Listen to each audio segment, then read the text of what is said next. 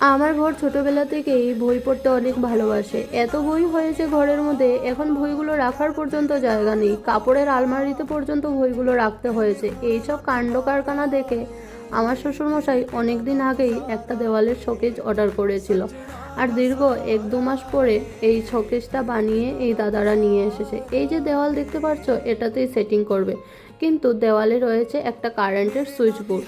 কারেন্টের সুইচ বোর্ডটাও থাকবে, আবার দেওয়ালে শোকেসটাও সেটিং হয়ে যাবে। সেই জন্য মাপ অনুযায়ী শোকেজের প্লাইবোর্ডটা কেটে তারপরে 4জন মিলে এটা সেটিং করতে লেগেছিল। সেটিং করতে লেগে ওদের ড্রিল মেশিনটাই খারাপ হয়ে গেছিলো। আবার তড়িঘড়ি করে ড্রিল মেশিন একটা নিয়ে এসে, আর এই দাদাটা ধরেই বসেছিল যত সময় না ড্রিল মেশিনটা নিয়ে এসেছিল।